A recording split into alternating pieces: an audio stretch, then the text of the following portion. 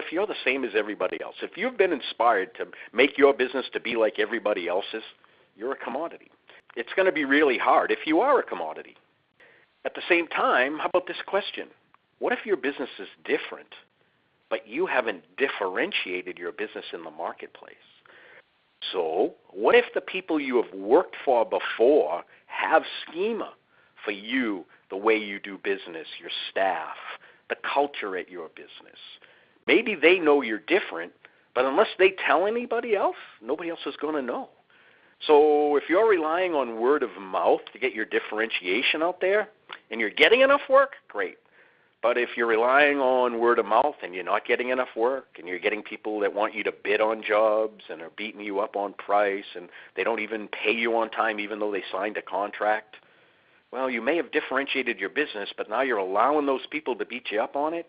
And what do you think they're going to tell other people when they refer you? So again, decide a business model, stick to it, but then differentiate yourself in the marketplace so everybody will know what difference you bring to the table. And if they want it, in order to get it, perhaps they're going to have to pay the price, especially if you're the only one in your marketplace who offers what they're looking for. All right, here's a marketing option for you. You could just close your eyes and throw arrows. Truthfully, I think that's what a lot of contractors do. They don't do marketing, or how about this? Are you really doing marketing if you didn't write up a marketing plan before you put some tactics in place? If you have a list of tactics you're using, that's not a marketing plan.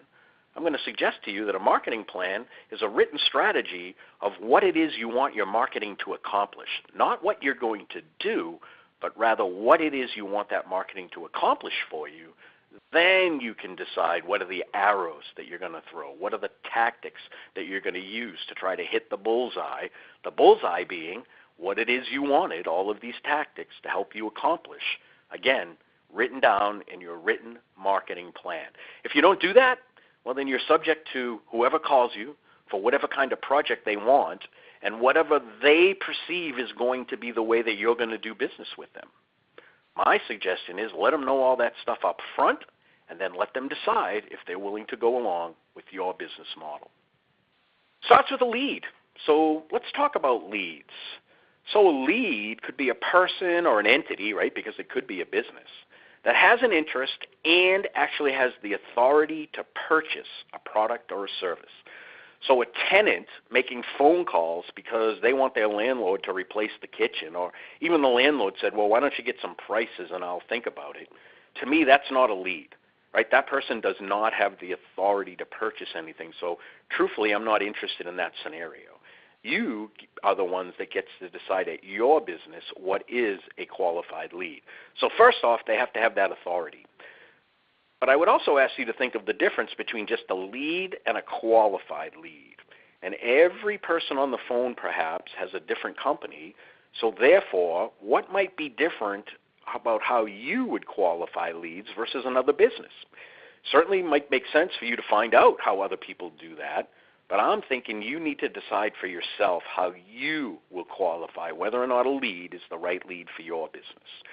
So a lead that qualifies to do business with your company based on your company's established target customer and product or service offering, well, then that's a qualified lead.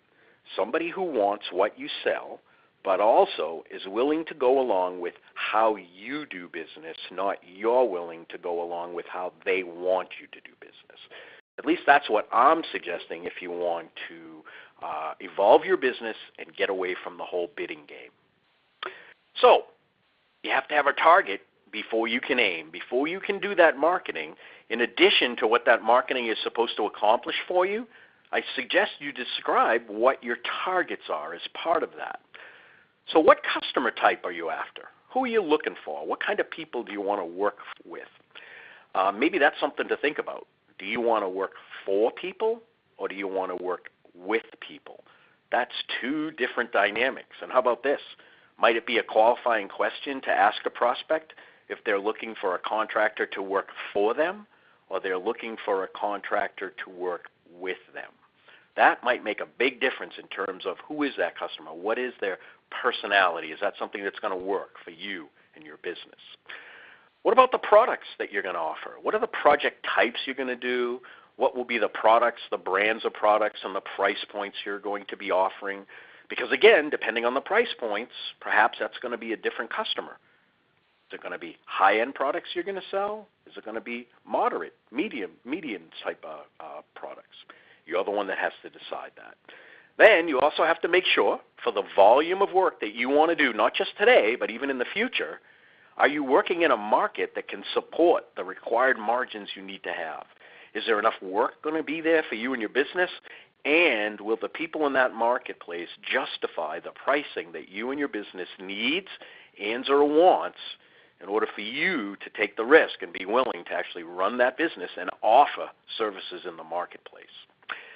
Maybe also think about what work types should you be selling, but make sure that those work types are work types that you actually have resources available to you in the marketplace that can complete the work that you need to do outside of perhaps whatever it is that you and your staff will do at your business.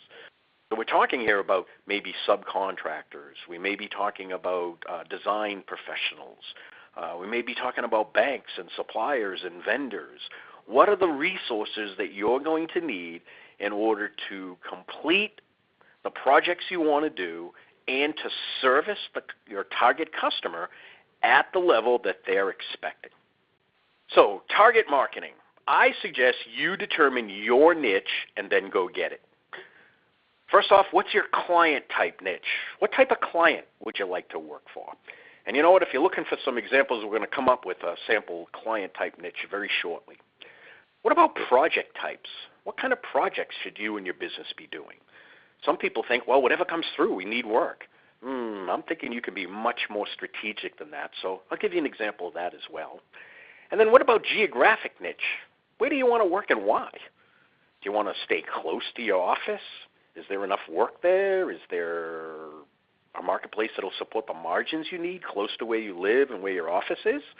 Or are you willing to travel, or maybe do you have to travel because you like to live in the rural area, but there's not enough money or enough customers there, so you drive into the city to do the work? Who knows? You might want to get out of the city and you say, you know what, I want to work out in the country. I'll work on vacation homes. But what is that geographic niche? Why are you going there? What is it that's attracting you and your business to be at that geographic niche? One of the geographic niches I decided was any of the places I would work or my business would work when I was a remodeling contractor was within 20 minutes of our office. Not a town or a distance in miles, but rather time. So in a tightly compacted urban area, there was a lot of traffic. So I'm thinking, all right, where can my business go that there's less than a 20-minute commute at any time during the normal working day? That whole idea was to reduce on our overhead, to make sure that we could have management at the job site. If the office had to interact with the job site, it was only 20 minutes away. What I want you to think about is if you take jobs anywhere, could you have a job 1 hour to the right of your office and then another job 1 hour to the left of your office?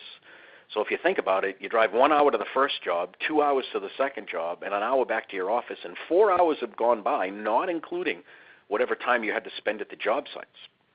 Might be wise to choose a geographic niche that keeps you closer to the office. That's just one reason, though. There can be many. So you're the one that has to think, what other considerations might you want to take into account when you're choosing the niches that you're going to go after for your business?